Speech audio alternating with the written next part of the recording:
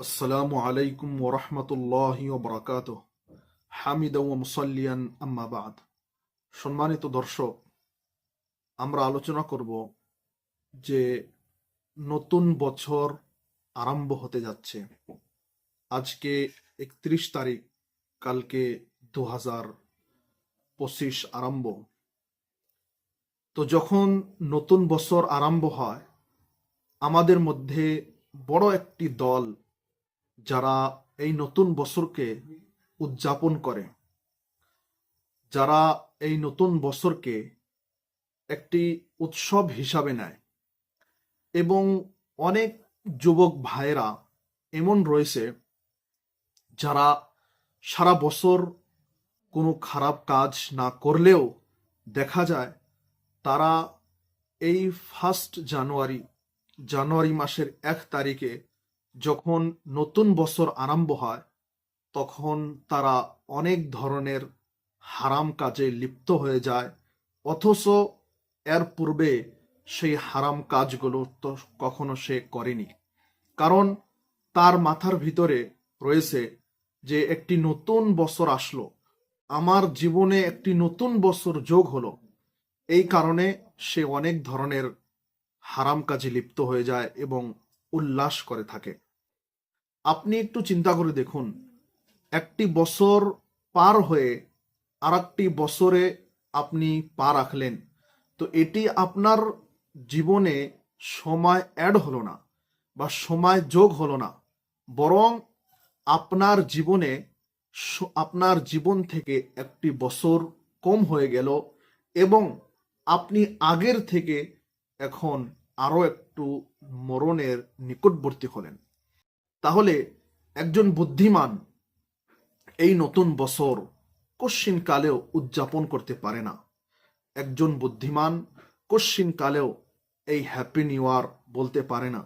একজন বুদ্ধিমান কশ্চিনকালেও এই নতুন বছরের নাম দিয়ে কোনো ধরনের বাজে কাজে লিপ্ত হতে পারে না।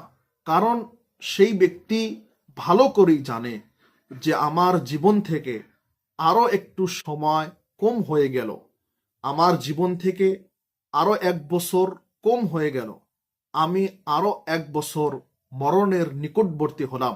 সুতরাং আমার আমলকে আরো শুধরাতে হবে, আরো সংশোধন করতে হবে।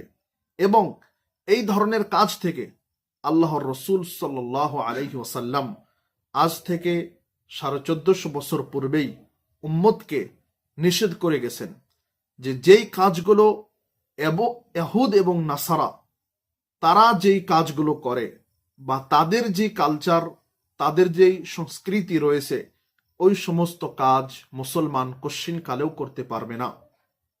ওই সমস্ত কাজ কশ্চিন কালেও মুসলমানেরা করতে পারবে না। তাহলে আমাদের জন্য কর্তব্য হলো আমরা ওই সমস্ত কাজের পিছনে যাব না বা ওই সমস্ত কাজে আমরা হাত লাগাবো না। এই জন্য আল্লাহ রসুল সাল্লাল্লাহু আলাইহি ওয়াসাল্লাম বলেছেন, মান তাশাব্বাহা বিকৌমিন ফাহুয়া মিনহুম। এই হাদিসটি আবু দাউদ শরীফে এসেছে এবং আল্লামা আলবানী রাহিমাহুল্লাহ তিনি এই হাদিসটিকে সহি বলেছেন। আল্লাহ রসুল বলেন, মান তাশাব্বাহা বিকৌমিন ফাহুয়া মিনহুম, যে কোনো কম বা কোনো জাতি যদি কোনো অন্য জাতির রূপ ধারণ করে বা তাদের অনুসরণ করে বা তারা যেইভাবে চলতেছে সেইভাবে চলার স্টাইল করে বা তাদের অনুসরণ করে, ফাহুয়া মিনহুম, তো সে তাদের মতোই হয়ে যায়। কোনো জাতি যদি কোনো জাতির অনুসরণ করে তাহলে সেই জাতিটাও তাদের মতো হয়ে যায়।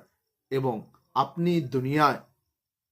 আপনি দুনিয়ায় কাফেরদের অনুসরণ করবেন এবং স্বপ্ন দেখবেন কিয়ামতের দিন আপনাকে মুমিনদের সাথে উঠাক আল্লাহ রাব্বুল আলামিন, বা আপনার হাসর নাসর মুমিনদের সাথে হোক। এটা কিভাবে সম্ভব? এটা কোশ্চেনকালেও সম্ভব নয়। আজকে আপনি যাদেরকে অনুসরণ করতেছেন বা আজকে আপনি যাদেরকে বন্ধু হিসেবে গ্রহণ করেছেন, কিয়ামতের দিন তাদের সাথেই আল্লাহ রাব্বুল আলামিন আপনাকে উঠাবেন। এই জন্য আল্লাহ রসুল সাল্লাল্লাহু আলাইহি ওয়াসাল্লাম বলেছেন যে কোনো জাতির অনুসরণ করা যাবে না, বরং অনুসরণ করতে হবে শুধুমাত্র আল্লাহ এবং তার রাসূলের অনুসরণ করতে হবে। এবং আল্লাহ এবং রাসূলের অনুসরণের মধ্যেই রয়েছে সফলতা, বা আল্লাহ এবং তার রাসূলের অনুসরণের মধ্যেই রয়েছে প্রকৃত সফলতা। আরো একটি হাদিসে আল্লাহ রাসূল সাল্লাল্লাহু আলাইহি সাল্লাম বলেছেন, যে হাদিসটি আল জামিউস সগীর তে এসেছে, এবং এই হাদিসটাও আল্লামা আলবানী রহিমাহুল্লাহ এই হাদিসটাকে সহিহ বলেছেন। আল্লাহ রাসূল সাল্লাল্লাহু আলাইহি সাল্লাম বলেন, লা তাতরুক হাদিহিল উম্মাতু শাইআম মিন সুনানিল আউয়ালিন হাত্তা তাতিয়াহু, যে আমার উম্মতের মধ্যে কি করবে তারা, যে পুরানো উম্মতের মধ্যে যে কাজগুলো হয়েছে আমার উম্মতও সেই কাজগুলো সমস্ত কাজ করে ফেলবে।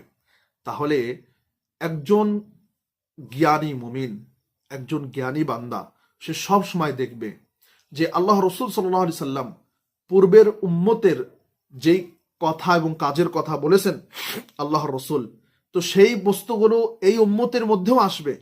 তো একজন জ্ঞানী মানুষের জন্য কর্তব্য হলো যে সেই চিন্তা ভাবনা করবে যে সেই বস্তুগুলো আমার ভিতরে এসে গেল কি, বা সেই বস্তুগুলো যেন আমার ভিতরে না আসে।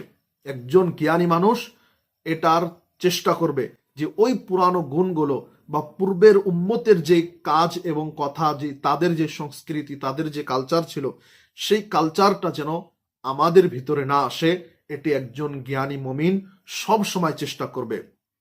এবং এই নতুন বছরের নাম দিয়ে আরো কত ধরনের টাকা পয়সা খরচা, আরো কত ধরনের জেনা বেবিচার, আরো কত ধরনের খারাপ কাজ হয়ে থাকে, এবং একজন মুমিন ব্যক্তি এই সমস্ত কাজে কখনো লিপ্ত হতে পারে না।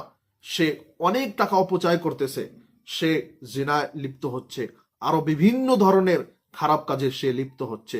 তো সম্মানিত দর্শক, আমরা এই দুইটি হাদিস থেকে এই কথাটাই আমরা ভালো করে বুঝতে পারলাম যে এই ধরনের নতুন বছরে কোনো স্থান নেই ইসলামের ভিতরে।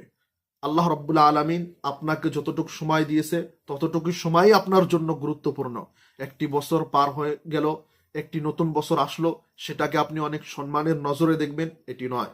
এই জন্য আমরা আল্লাহ রাব্বুল আলামিনের কাছে দোয়া করি, হে আল্লাহ, তুমি আমাদেরকে ইসলামের সঠিক বুঝ দান করো, আমিন।